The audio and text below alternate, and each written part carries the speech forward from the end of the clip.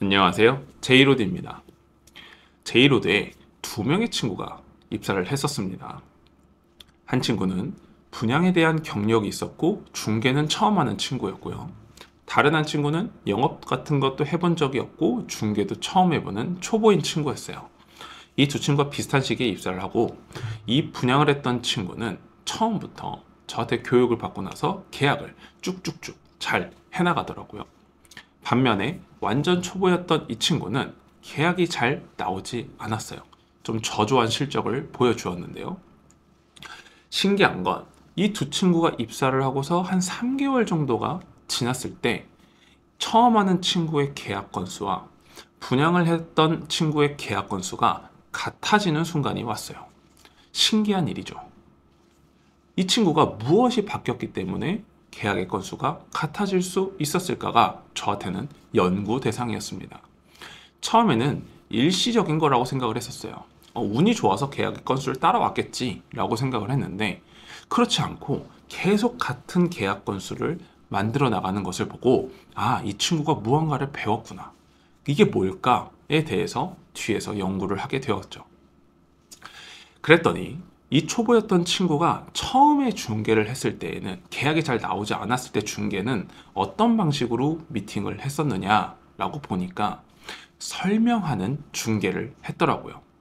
준비한 물건에 3개를 준비하든 4개를 준비하던 고객한테 물건을 보여주면서 설명을 했던 거예요. 우리가 이걸 다르게 표시할 때는 브리핑이라고도 얘기를 하죠. 이렇게 물건에 대해서 브리핑을 하는데 물건에 대한 상세 설명, 조건 이런 것들을 설명을 하고 장점과 단점 이런 것들을 얘기하는 중개로 미팅을 이뤄갔었어요. 그랬더니 계약이 잘 나오지 않으니까 이 분양했던 친구가 어떻게 계약을 했는지가 궁금했던 것 같아요. 그래서 그 친구 했던 방식을 따라 했었는데요. 이 친구는 어떻게 미팅을 했냐면 설명하는 브리핑은 정말 최소화 시켜서 했었어요. 물건에 대한 기본적인 사용세 설명은 해줬지만 그리고 나서부터 물건을 보는 동안에는 특별한 브리핑을 하지는 않았어요. 그럼 뭘 했냐? 두 가지를 하더라고요. 첫 번째는 질문이고요. 두 번째는 설득입니다. 어떻게 질문과 설득을 했냐면 물건에 대한 장점을 고객한테 물어보더라고요. 내가 이 물건의 장점을 다 설명하는 게 아니라 물건에 대한 장점을 고객이 느낄 수 있도록 질문을 하더라고요.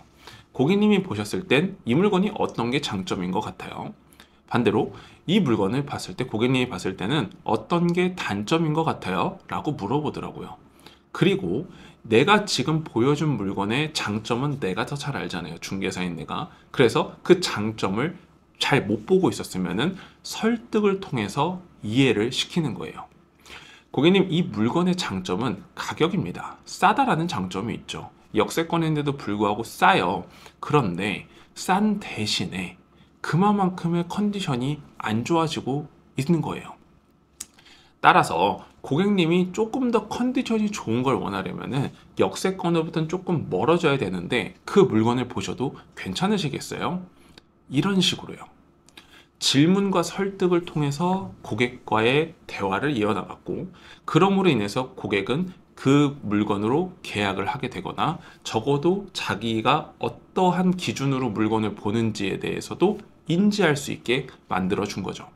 이런 방식으로 미팅을 하니까 계약이 잘 나왔던 것이고 반대로 그렇게 미팅을 하지 않았으니까 계약이 나오지 않았던 것을 어느 순간 배워서 따라오게 되었던 거죠.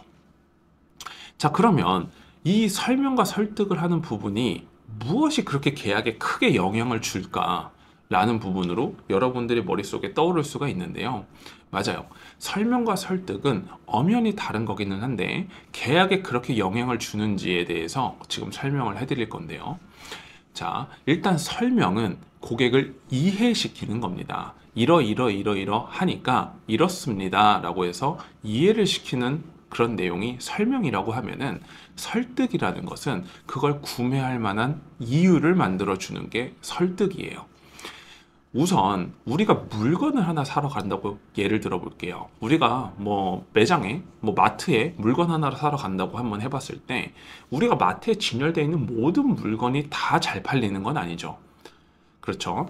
그런데 그 중에서도 잘 팔리는 물건들은 대부분이 설득의 과정을 고객한테 제시를 합니다. 예를 들어 시식 코너를 운영을 한다든지 할인 이벤트를 한다든지 제품을 뭐 먹어볼 수 있거나 느껴볼 수 있게 화면이나 스크린으로 보여준다든지 이렇게 고객한테 무언가를 보여주고 설득하기 위해서 마트에서는 진열장에 어떠한 내용들을 집어넣어 놔요. 그래서 우리는 다른 비슷한 제품들 중에서도 설득의 과정에 있는 제품을 구매하게 되는 거죠. 따라서 중개를 하실 때 여러분들은 설명만 하는 중개를 했다라고 한다면 계약이 많이 나오기는 어려울 거예요. 반면에 설득의 과정에 중개를 하시게 되면은 고객 입장에서는 계약하기가 훨씬 쉬워지는 거죠. 우리 입장에서도 더 좋아지는 거고요.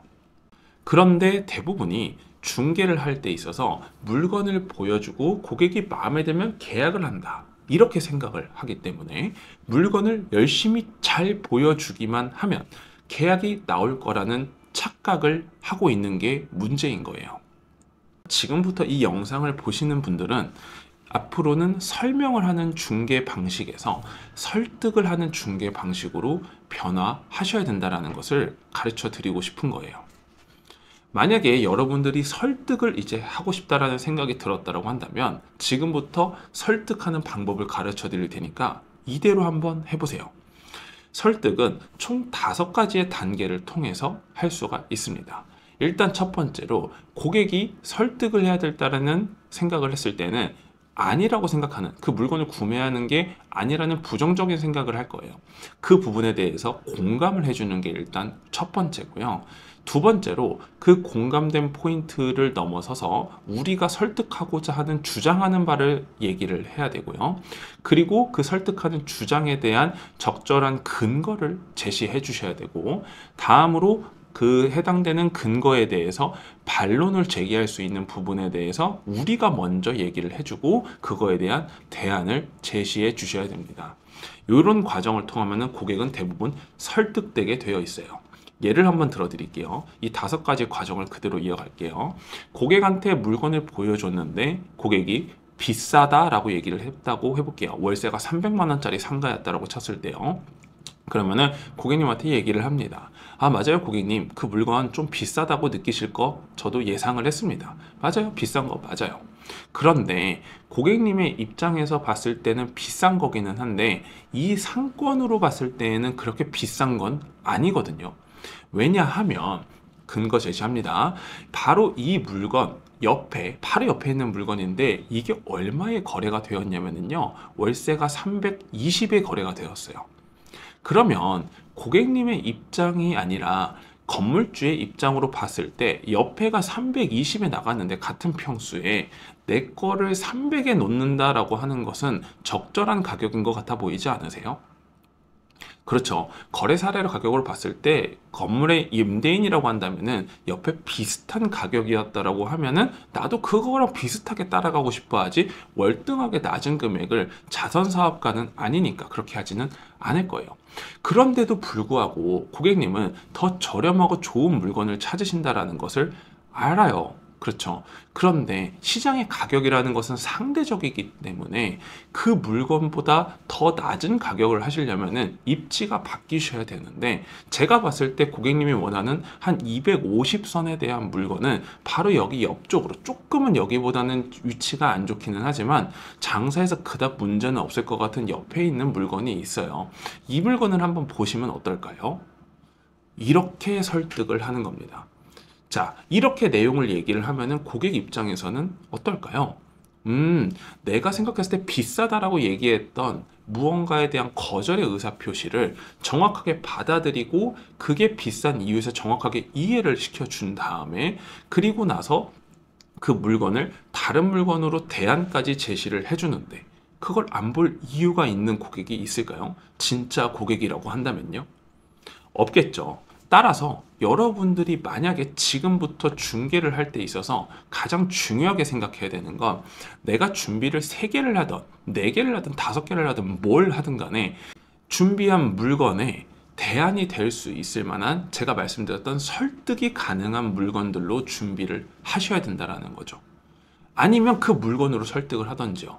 예를 들어 고객이 이 물건은 좋은데 조금 고민되는 거예요. 더 다른 좋은 물건이 있지는 않을까라는 생각이 들어서. 그럼 똑같이 공감해 주는 거예요. 고객님 맞아요. 물건을 대한민국에 있는 모든 물건을 다 보신 게 아니고 이 지역에 있는 모든 물건을 보신 게 아니기 때문에 더 좋은 물건이 있을 거라는 생각이 들 수 있어요.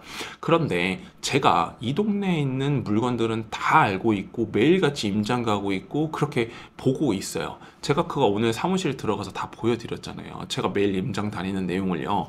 그런데 이 물건은 이 정도 시세라고 하면은 이 정도 가격이라고 하면은 적절하고 아주 괜찮은 가격으로 들어가시는 물건이에요. 그래서 제가 봤을 때에는 그 물건은 고객님의 입장에서 고객님의 조건에 딱 맞는 물건이 될 수 있어요. 그런데도 불구하고 고객님은 이 물건이 아니라는 생각이 들게 되면은 제가 몇 개의 물건을 비교할 수 있는 거를 보여드릴 테니까 그걸 보고 한번 판단해 보시는 건 어떨까요? 이런 식으로 설득의 과정을 거치는 거죠. 다 이해가 되시나요? 자, 이런 식으로 고객한테 설득을 하는 중개로 바뀌게 되면은 아까 제가 초반에 말씀드렸던 제일도에 입사한 2 직원, 한 명은 분양에 대한 경력이 있었고 다른 한 친구는 전혀 경험이 없었던 이 친구의 계약 건수가 같아지는 순간이 왔던 그 비결이 바로 설명하는 중개에서 설득하는 중개로 바뀌었다라는 겁니다. 따라서 지금부터 여러분은 앞으로 고객들과 미팅을 할 때 있어서는 더 이상 설명하는 브리핑형 중개가 아니라 설득하는 이 5가지 중개를 따라 주셔야 앞으로 계약이 잘 나올 거다라는 것을 알려드리도록 할게요. 자, 오늘 영상 내용 정리 한번 해보자면은 설득할 때는 5가지의 단계를 거친다라는 거, 요것만 기억하시면 됩니다. 첫 번째는 공감을 해준다고 생각하시면 되고, 2번째는 해당되는 내가 주장하고자 하는 바를 얘기를 하고, 그리고 주장하는 바에 대한 근거를 제시한 다음으로 고객이 예상할 수 있는 반론을 내가 얘기를 하고 그거에 대한 대안까지 제시를 해주면 고객 입장에서는 설득을 안 당할래야 안 당할 수가 없다. 요거까지 오늘 내용 마무리하겠습니다. 앞으로도 여러분의 중개가 더욱더 성업하기를 바라면서 오늘 내 영상 내용은 여기서 마무리하겠습니다. 내용이 좋았다라고 한다면 좋아요와 구독 누르는 거 잊지 말아 주시고요. 긴 영상 봐주셔서 감사합니다. 행복한 하루 보내세요.